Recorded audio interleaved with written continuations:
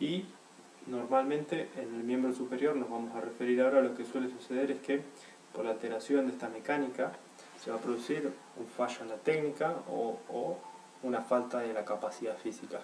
Como dijimos hoy, en el caso del Klokov, tal vez por un exceso de fatiga o mantener en el tiempo un esfuerzo o levantar una carga excesivamente pesada, esta alineación que veíamos recién en el gimnasta se va a modificar, ¿okay? Y no va a estar empujando verticalmente con una buena alineación de miembros inferiores, tronco y miembros superiores, sino que va a empezar a aparecer esta apertura de las costillas, esta extensión excesiva de la zona lumbar para reclutar, como dijimos, un mayor tono extensor. Y en el caso de los balanceos en barras, que van a ser el otro patrón común, uno es el empuje y el otro patrón son las tracciones, ¿sí? Empuje es todo lo que sea alejar la carga del peso del cuerpo, y las tracciones van a ser lo que sea atraerse una carga al cuerpo, o en este caso llevar el cuerpo hacia el punto fijo, que es el que están tomando las manos en el caso de este atleta. Estas modificaciones de la mecánica van a traer un síntoma bastante común, que es la compresión de tal vez los plexos nerviosos. Esto sería una vista anterior de las cervicales, ¿sí? Y la salida de los nervios cervicales 3, 4, 5, 6, 7, que como ven por acá pasan por algunas zonas, las que están marcadas con estos círculos, que se llaman encrucijadas, donde pueden quedar comprimidos.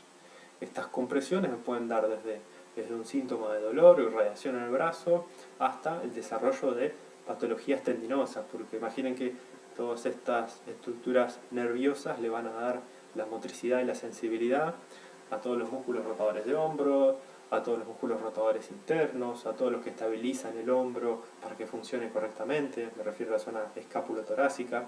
Entonces, estas tres zonas de conflicto nos pueden dar diversos síntomas que en cada paciente o en cada atleta se van a presentar de diferentes formas. Cualquier tipo de dolor que esté asociado al miembro superior puede tener su origen en alguna de estas zonas por una compresión directa sobre la inervación del nervio de un músculo o de una zona muscular o tendinosa, ¿sí? Esto es mucho más amplio, pero simplemente para hacer una referencia un poco más específica de lo anterior, una persona por tener una mala mecánica respiratoria, por no controlar el ejercicio, por no conocer el momento de inspiración, exhalación, vas a poder estar desarrollando problemáticas en alguna de estas zonas anatómicas que nos van a traer después la referencia de dolor cervical, dolor en el hombro, acortamiento de ciertas zonas musculares, tendencias posturales, etc. Un montón de cosas, ¿sí? Y lo más común de ver, que puede ser lo que nos lleva a desarrollar esto, como dijimos, la falta de las capacidades físicas, la resistencia. Cuando una persona carece de resistencia aeróbica, la ventilación se va a ver modificada, porque claramente ante la necesidad de aire va a cambiar este patrón ventilatorio y va a pasar a utilizar un patrón ventilatorio alto, con una elevación de hombros, donde fácilmente pueden aparecer, si se mantiene en el tiempo, estas compresiones en estas zonas anatómicas, ¿okay? Después el forzar las cargas que tiene que levantar va a llevar a modificar la postura, sobre todo si se mantiene en el tiempo esa necesidad de forzar cargas, que a veces pasa con los diferentes juegos de CrossFit. Vamos a tener que forzar la capacidad de realizar fuerza. Y entonces esta fatiga neural que se va a producir nos va a llevar a modificar estas compensaciones, como dijimos hoy, por ejemplo, en el caso de Klokov. La fuerza estricta y la fuerza de resistencia llevadas en un periodo muy largo de tiempo, o más allá del que la persona puede sostener, nos va a traer asociada esta modificación, porque siempre la entrada de aire va a ser necesaria mientras más trabajo haya o mientras más dure el trabajo en el tiempo. La necesidad de aumento de aire siempre va a estar. Entonces el cuerpo siempre va a tender a mostrar este aumento en la ventilación, esta necesidad de hiperventilación para seguir funcionando bien, ¿sí?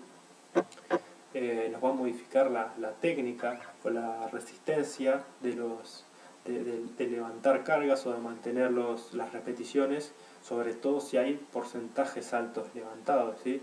Porcentajes altos con ejercicios que son técnicos, sostenidos en el tiempo. Eso nos va a traer una gran posibilidad de que se altere este patrón y se produzcan estas lesiones. No va a ser algo que puede ser instantáneo, sino que mantener eso todas las sesiones, generar un estímulo, este trabajo en falta de aire, en hiperventilación, tendiendo a una técnica que puede fallar, digamos, no respetando los tiempos de aprendizaje de los atletas, o tal vez dejándose llevar por el exceso de motivación que hay a veces, nos va a llevar a una posible alteración de esta mecánica, y de manera sostenida en el tiempo nos va a traer como consecuencia esta alteración en la anatomía y posible compresión. Después de ahí van a derivar el resto de las patologías, ¿sí?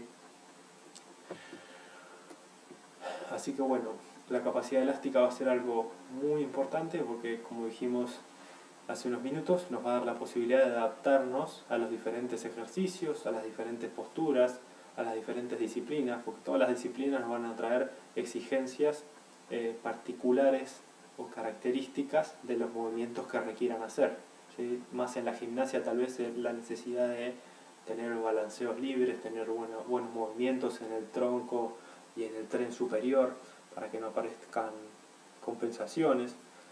Suele asociarse más bien en los balanceos en las barras, porque la barra es un elemento fijo y la anilla nos deja utilizar esta elasticidad que tiene la cinta que sostiene la anilla. Entonces es más fácil tal vez ver una compensación en los movimientos en barra que en los movimientos de las anillas.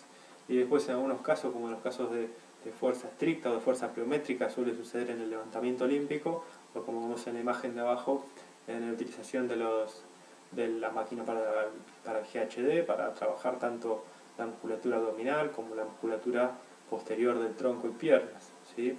Vamos a ver que en el movimiento se van a dar detalles que nos van a hablar de la disfunción que cada persona está presentando, que el gran porcentaje de la gente suele ser más o menos las mismas zonas que se encuentran restringidas por las características de tal vez el estilo de vida que llevamos, ¿sí? Los acortamientos de la zona de los flexores de cadera, la restricción en la parte anterior del pecho y del cuello, y nos van a traer dificultades para desarrollar después los movimientos técnicos.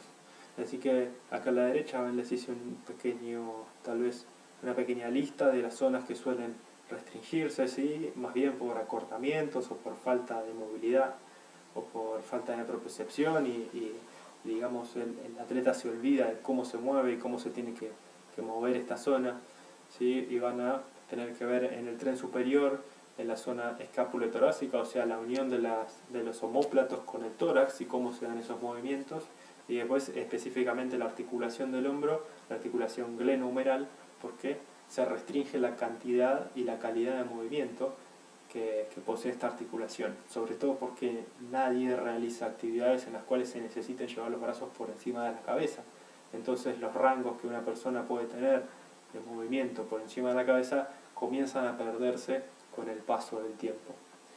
Estas alteraciones, tal vez del tren superior, nos van a llevar a una tendencia a la hipermovilidad lumbar, porque todo lo que no se pueda realizar en extensión en el tren superior, por lo general la zona lumbar va a tender a forzarse en este sentido. Todo lo que no sucede en una articulación se va a dar en otra para generar el movimiento. Nosotros pensamos en un movimiento y el cuerpo lo realiza, pero el cuerpo no está consciente de cuáles son las zonas restringidas y cuáles son las zonas que está utilizando con un hipermovimiento o con un esfuerzo exigido para realizar lo que nosotros queremos hacer, ¿sí? Eso es inconsciente, eso va a suceder solo. Y después en el tren inferior, las zonas de las sacroiliacas y la articulación coxofemoral, lo que algunos conocen como la zona de la cintura, la parte baja de la espalda, va a tender junto con la zona lumbar a volverse tal vez hipermóvil, y la zona de las sacroiliacas, que es una articulación donde se dan cizallamientos y movimientos de rozamiento, es normalmente una zona que puede trabarse en algunos movimientos, sobre todo si hay zonas restringidas y se mueve mucho, esta zona puede trabarse, ¿sí? Y después va a quedar con una disfunción de movimiento, que es lo que suele asociarse tal vez a las lumpalgias, la sacroileitis y otras patologías de la zona, ¿sí? Y en un segundo lugar, tal vez las rodillas y los tobillos van a ser de las otras articulaciones que más se ven restringidas. Tenemos que saber que los tobillos en algunas personas tienen muy poco movimiento por una característica particular, pero no por eso tienen que dejar de ser trabajados en su necesidad de movilidad. O sea, los tobillos, al restringirse, como el tobillo es una articulación tan propioceptiva para el miembro inferior, le va a traer modificaciones hacia arriba. O sea, los movimientos que va a hacer la rodilla, los movimientos que van a hacer las caderas y en los movimientos que van a suceder en la zona lumbosacra. Así que todas estas zonas tenemos que poder reconocer los rangos de movimiento, las características particulares de cada persona y saber que es necesario mantener un trabajo de elasticidad que sea acorde a la necesidad de cada persona. No todos los trabajos van a servir para todos, pero sí se pueden armar algunos trabajos un poco más generales para que cada persona reconozca su limitación y después pueda aplicar esa necesidad viendo o conociendo algunos ejercicios específicos para la zona que necesita trabajar, ¿sí?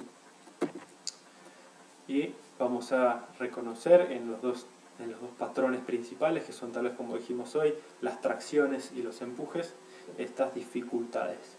Vamos a tener, como dijimos, un patrón de capacidades físicas, un vector de capacidades físicas, donde nos va a mostrar si la persona carece de fuerza, porque va a hacer alusión a la carga que está levantando, o su porcentaje. Nos va a mostrar hasta qué punto esa persona puede utilizar porcentajes sin compensar.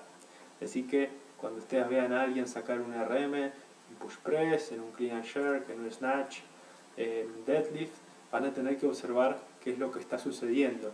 Si ven a la imagen de la derecha, como dijimos hoy, la estabilidad abdominal, la alineación de tronco, miembros superiores, miembros inferiores va a tender a desaparecer y van a compensar con esta muestra de en exceso del patrón del tronco que quieran forzar. Ejemplo, están forzando la extensión por encima de la cabeza, va a aparecer un exceso de extensión en la zona de la espalda, ¿sí? Va a aparecer una extensión rápida de las piernas y seguramente va a estar forzando los cuádriceps, que son una zona que suele sobrecargar mucho las rótulas, por eso tantas tendinitis rotulianas. Entonces tenemos que observar cuál es el límite de porcentaje o el límite de movimientos que la persona puede mantener técnicos para decirle, ok, vos podés llegar hasta acá, vos podés realizar ciertas repeticiones, por más que después el trabajo del día diga otra cosa. Nosotros tenemos que usar ese trabajo del día tal vez como una guía para todos, pero hacerles reconocer cuáles son sus propias limitaciones para que cada uno pueda entender hasta dónde puede dar y dónde tiene que frenar. Esto de reconocerse a uno mismo, de que el atleta sepa qué es lo que está haciendo, que reconozca sus movimientos, es parte del aprendizaje del entrenamiento.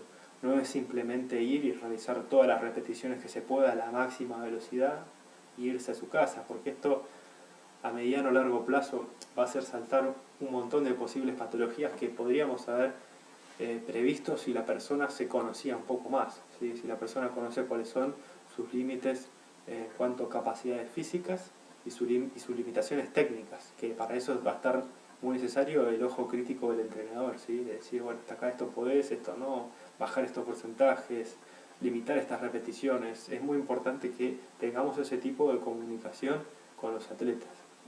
Y en el caso de los kick o de los trabajos en barra o de los balanceos, sucede que muchas veces estos movimientos van a facilitar la aplicación de una fuerza, ¿sí? Son movimientos pliométricos, los balanceos, donde una persona hace uso de una potencial capacidad elástica, como es la apertura del pecho, la elevación de los brazos por encima de la cabeza, para luego aplicar una fuerza de forma veloz, y están rebotando básicamente sobre la articulación de la cintura escapular, sobre el miembro superior, sobre los tendones de los músculos rotadores de los hombros, y si bien pueden realizar tal vez muchas repeticiones del ejercicio, van a estar poniendo en juego la salud de algunas estructuras principales para que el hombro funcione bien, como suelen ser el manguito rotador, el tendón del supraespinoso, que son algunos músculos pequeños que se encargan de darnos estructura y función bastante específicas en los hombros y que cuando se lesionan a veces nos imposibilitan incluso para levantar el brazo por encima de la línea del hombro. Entonces, reconocer estos déficits técnicos y elásticos cuando el atleta está utilizando una barra o está colgado de una barra o de las anillas, es bastante importante para poder guiar al atleta en hasta dónde puede apretar el acelerador y dónde tiene que hacer una pausa para reconocer sus limitaciones y trabajar sobre sus limitaciones. Un tema bastante tocado es esto de la cifosis, del aumento de la cifosis o de la rigidez de la cifosis, porque si bien la cifosis es algo normal en todos, o sea, todo el mundo tiene por lo menos una tendencia a la cifosis, aunque sea una rectificación, en la zona de las vértebras dorsales. Si una cifosis se mantiene rígida, nos va a traer muchísimas restricciones, porque al estar ubicada en esta zona entre los omóplatos, directamente va a tener incidencia sobre lo que el miembro superior puede hacer o no. Entonces, una persona con una cifosis rígida, con restricciones en la capacidad de extender o cambiar la posición desde la espalda, vamos a tener que hacérselo reconocer y vamos a tener que guiarlo desde el inicio para que la persona empiece a movilizar estas zonas y reconozca los movimientos de estas pequeñas espacios intervertebrales, ¿okay? Todo lo que sea zona dorsal va a tener relación directa con los movimientos de los omóplatos, y claramente los omóplatos van a predisponer o no la salud de nuestros hombros. Omóplatos que no se mueven bien, ¿sí? Escápulas que no se juntan, no se aducen, no se elevan, no se deprimen, que no tienen movimientos, nos van a traer necesidad de compensar en el hombro propiamente dicho. Así que mucho cuidado con las cifosis excesivas o las cifosis rígidas. Es necesario trabajarlas desde un comienzo y que la persona sepa que trabajar los movimientos de esta zona de la columna es bastante importante para evitar compensaciones en el tren superior y en el tren inferior.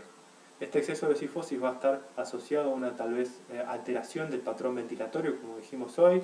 Va a tener una tendencia esta persona a respirar más, elevando los hombros, elevando las costillas superiores, y en esta mecánica el diafragma va a tender a funcionar diferente de lo que sería la normalidad, ¿okay? A la izquierda puse un ejemplo tal vez exagerado para que se vea bien cuál es la tendencia que va a tener esta persona. Fíjense que no puede desarmar su cifosis, o sea, no la puede alinear, tiene una tendencia a que quede rígida. Como dijimos hoy, escápulas y los hombros propiamente hechos van a tener una limitación, y el claro ejemplo de no poder extender los codos está saliendo acá visible, y luego va a tener repercusiones en el miembro inferior, porque nos va a modificar la capacidad de distribuir la carga y de aplicar las fuerzas, ¿sí? Esto le va a modificar la alineación en el tronco, le va a restar la estabilidad, las posturas de overhead, de sostener las barras por encima de la cabeza, también la recepción y en la forma que la persona puede utilizar los balanceos, ¿sí?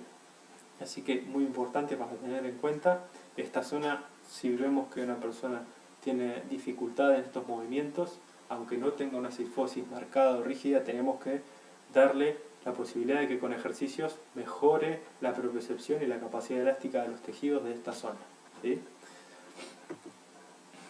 Y vamos a tener luego diferencias biomecánicas en relación a tronco y miembros inferiores, porque la cantidad de atletas que podemos llegar a ver van a tener diferentes biotipos y no todos van a estar igual de predispuestos genética o anatómicamente para realizar los ejercicios de la misma manera.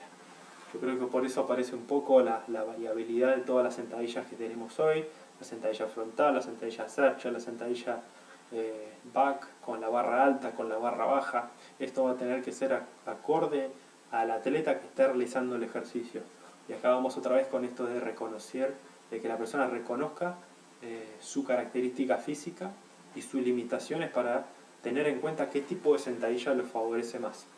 Más allá del biotipo del atleta, tenemos que saber que si tomamos a dos grandes grupos, como atletas con troncos cortos y miembros largos, o atletas con troncos largos y miembros cortos, ya los vamos a poder ir separando. En el caso de la izquierda, si buscan a todo el equipo de levantamiento olímpico de China, son atletas que tienen troncos largos y piernas relativamente cortas al tronco. Así que su sentadilla va a ser mucho más vertical, porque el largo de los fémures, el largo de las tibias, no me va a predisponer a que mi tronco se tenga que horizontalizar para poder sostener la carga alineada sobre la base de sustentación que van a ser los pies. Y en el caso tal vez de los atletas con piernas largas y troncos cortos, como ven en la derecha, se va a necesitar una apertura mayor de las caderas y una inclinación mucho más anterior del tronco. Además de esto, en la foto se ven dos características, que es en el caso del atleta de China, fíjense que las rodillas están pasando levemente la punta de los pies. Ambos tienen zapatillas de levantamiento, así que eso no sería un factor, ¿sí? Pero en relación al atleta de la derecha, la restricción en la movilidad de los tobillos del atleta de la derecha me va a estar llevando sí o sí a una necesidad de compensar tal vez esa falta de dorsiflexión que debería trabajar con una mayor inclinación del tronco anterior y con una mayor apertura de las caderas. Así que en el caso de este atleta, si uno decidiera darle un trabajo para liberar la articulación de los tobillos, para poder mejorar la posibilidad de dorsiflexión, tal vez cargaría mucho menos la zona lumbar y la parte baja de la espalda con el esfuerzo y podría distribuir la aplicación de la fuerza mucho mejor en todas las articulaciones del miembro inferior. Y luego vamos a tener otros dos grandes grupos donde vamos a tener los despegues de la barra del piso. Y vamos a tener las características de las técnicas del weightlifting y del powerlifting. Como ven a grandes rasgos, ya tenemos la posición del pecho, que va a ser variable de uno a otro. Arriba ven dos atletas que tal vez podrían ser de powerlifting, por la forma, ya por la forma de cómo se sostiene la barra y están levantando, es fácil darse cuenta. Algo que no necesitan ellos es la apertura del pecho hacia el frente, ¿sí? Los atletas de powerlifting pueden usar los omóplatos levemente deprimidos y hacia adelante porque utilizan los grandes grupos musculares del tren superior, como son los dorsales y los pectorales, para dar mayor estabilidad al tronco. Y en el caso de los levantadores olímpicos, abajo también tenemos dos ejemplos bastante comunes, que son los de talla pequeña y los de talla grande. Los más pequeños pueden tomar una posición de salida, con la cola más baja, ¿sí? O con las caderas más cercanas al suelo, lo cual le va a permitir abrir el pecho mejor y mostrarlo al frente. Además, los atletas de levantamiento olímpico van a realizar un despegue y tirón que no va a terminar a la altura de la cadera, como el caso de los atletas de powerlifting. Los atletas de levantamiento olímpico, una vez que llegan a la cadera, o digamos pasada la articulación de las rodillas y en el transcurso de que la barra pasa por el medio muslo, van a tener que generar una aceleración. La aceleración para que la barra pueda viajar por encima de la cabeza para una recepción. Entonces, en un atleta de levantamiento olímpico, una vez que la barra pasa a la altura de las rodillas, los omóplatos, que en el caso de un atleta de mayor talla o de mayor tamaño pueden estar levemente deprimidos hacia adelante, van a tener que disponerse hacia atrás. Si la persona no puede generar esta retracción escapular, lo más probable es que el levantamiento sea perdido por delante o que los miembros superiores se mantengan inestables, o sea, lo puede predisponer a lesiones de hombro. Sin ir más lejos, tal vez sea casualidad, pero en el atleta de levantamiento olímpico que está a la derecha, vemos cómo está utilizando este tape neuromuscular, que son esas cintas negras que se ven, ¿sí? Aquí, y en el otro brazo también, y eso ya nos habla de esta tendencia del atleta a tener estas patologías o sobrecargas en los hombros. Fíjense que los hombros tienden a caer levemente hacia adelante y el pecho tiende a estar levemente más cerrado que en el atleta de China, ¿sí? En el atleta el pecho está bien abierto al frente, los hombros atrás van a estar juntos, por consecuencia de abrir el pecho, los omóplatos directamente se juntan atrás y el despegue va a ser absolutamente vertical, pero va a tener que ver con lo que hablamos recién de esta relación de miembros inferiores con respecto al tronco, ¿ok? Igual, en todos los casos, el levantador olímpico, una vez que pasa las rodillas, junta los omóplatos atrás y esto le va a servir para mejorar la verticalidad del tronco y la alineación de los miembros superiores para poder traducir la fuerza que aplica con las piernas al tirón y metida que va a necesitar en los brazos. Así que tres características sencillas que podemos tener en cuenta en estos dos deportes y en estas dos características físicas de un atleta tal vez pequeño con respecto a un atleta alto, o mejor dicho, un atleta de tronco corto, piernas largas, con un atleta de tronco largo y piernas cortas. Vamos a tener que modificar tal vez la apertura de la pisada, ¿sí? o la posibilidad de desplazar o no los pies cuando genera el tirón y la metida. La apertura de las caderas, cuánto tiene que separar las piernas, pero desde las caderas, no desde la pisada, para poder generar una buena fuerza vertical, y la cantidad de tracción escapular que va a usar cada atleta para dar estabilidad al tronco superior. Vamos a tener también aquellos que son fanáticos de las sentadillas o de la prensa, y acá vamos a tener diferentes miradas. Yo les voy a comentar mi duda sobre estos ejercicios. En principio, yo creo que hay una ficción.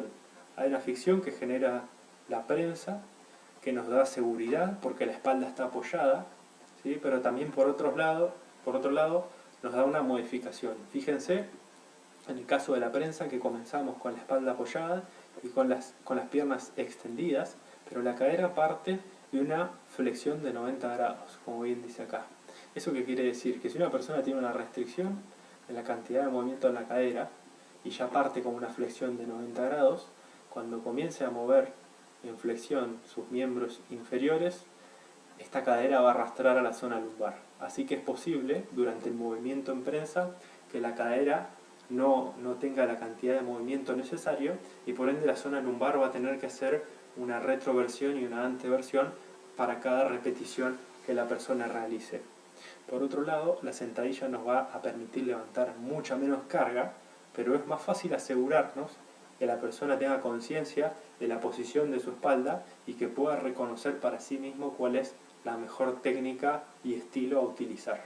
Entonces, si preguntan tal vez cuál sería más beneficioso, si se ven algo absolutamente estético, como podría ser en un atleta de bodybuilding, ¿sí? Un culturista, sería viable utilizar la prensa, sobre todo si viene de un día de entrenar que ya ha hecho sentadillas, pesos muertos, camilla isquio, cuádriceps, que quieren utilizarlo al final para generar un mayor, digamos, daño sobre una zona muscular. Con un tronco ya fatigado, con una musculatura de pierna ya fatigada, la prensa nos va a dar esta facilidad porque, digamos, tiene un tope mecánico. La prensa va a tener un tope que va a permitir que la persona no se lastime si no puede levantar la carga. Ahora, para lo que es aprendizaje y para lo que es necesidad del desarrollo de un atleta que va a practicar CrossFit, levantamiento olímpico, simplemente por salud, vamos a utilizar las sentadillas, porque la persona va a aprender a controlar las estructuras de su cuerpo y la posición de las estructuras de su cuerpo a medida que va aprendiendo a levantar más carga. Esto en la prensa va a quedar un poco olvidado, porque todos estos apoyos que tenemos en la pelvis, en la espalda, como les dije, nos va a dar una falsa seguridad, por lo que la gente cada vez puede poner más peso, pero no tiene en cuenta estos factores mecánicos, que si bien se cree que están como inhibidos por el apoyo, yo creo que están dibujados totalmente, ¿sí? Así que esto es algo muy importante para prestar atención si ustedes entrenan personas o si les gusta hacer este ejercicio. Estaría buenísimo que se filmen tal vez de lateral para ver qué es lo que sucede en la pelvis cuando ustedes están realizando los empujes con las piernas, ¿eh? Va a cambiar mucho también la posición de los pies, pero bueno, esos son tal vez detalles un poco más específicos que habría que ver de la prensa en sí. Sepan que si uno abre levemente y rota levemente las puntas de las piezas hacia afuera, la cadera va a tener relativamente un mayor movimiento o mejor calidad de movimiento, porque estamos predisponiendo la articulación a que tenga un rango más amplio. Pero esto no se da en todos los casos, porque está totalmente sujeto a la capacidad elástica propia de la articulación y a la capacidad elástica de los músculos involucrados en el ejercicio.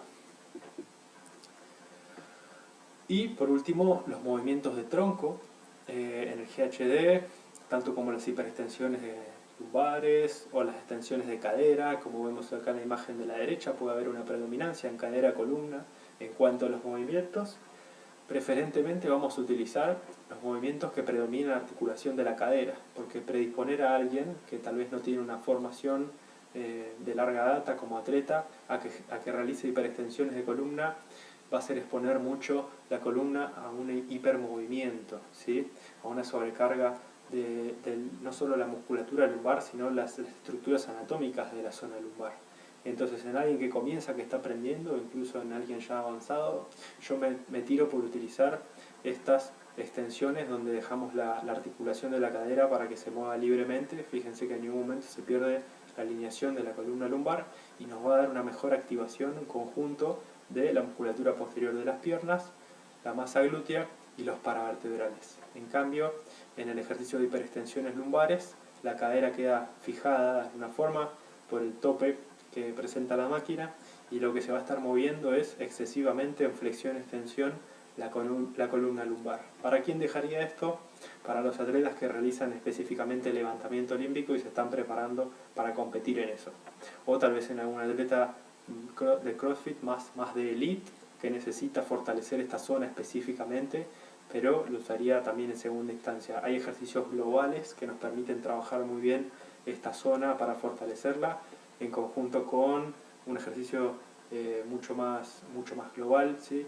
o tal vez combinado con otra cosa que el atleta también necesita, sin sobrecargar tan específicamente esta zona lumbar que es muy fácil lesionar, digamos, por exceso de cargas o por exceso de estímulos. Así que a tener cuidado con estas variantes de ejercicios, que es algo que tal vez no se suele tener en cuenta, pero es muy importante.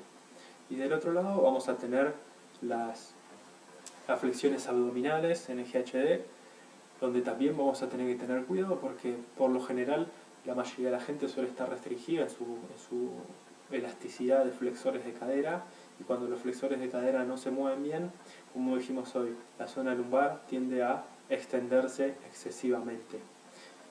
Podemos llevar este ejemplo a los ejercicios de levantamiento olímpico, los balanceos en barra, como dije hoy. Siempre la restricción de una zona articular o de capacidad elástica muscular nos va a mostrar su dificultad en otra articulación cercana, ¿sí? O en un movimiento compensatorio en otra estructura.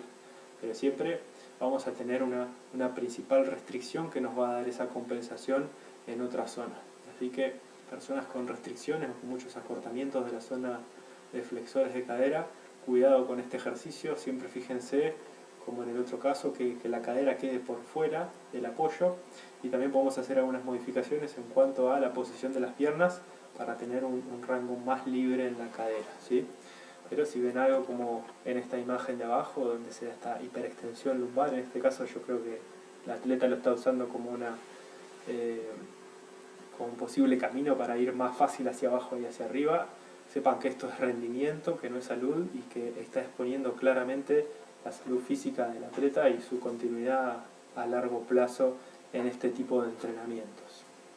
Así que bueno, esto es una máquina que a mí me encanta usar, me parece que es bastante fundamental para el desarrollo de algunas zonas del cuerpo, como la zona media, pero hay que tener una visión crítica de lo que está haciendo cada atleta cuando está sobre esta estructura. Así que bueno, quiero agradecerles por su tiempo, espero que les haya gustado. También presento otros seminarios como Flexibilidad, Movilidad y Biomecánica Aplicada, que son 3 seminarios totalmente digitales que pueden encontrar en mi página, donde contamos con una certificación digital y cuento con entrenadores que me ayudan dentro de lo que es KeyPoint, a la parte de levantamiento olímpico, CrossFit y deportes de combate o artes marciales, ¿sí? Estamos desarrollando estas especialidades. Les dejo también mi página debajo, que es keypoint.co. Espero que pasen a visitarla y espero haberles dado una buena información con este pequeño taller gratuito. Así que les mando un saludo y espero verlos en otras capacitaciones.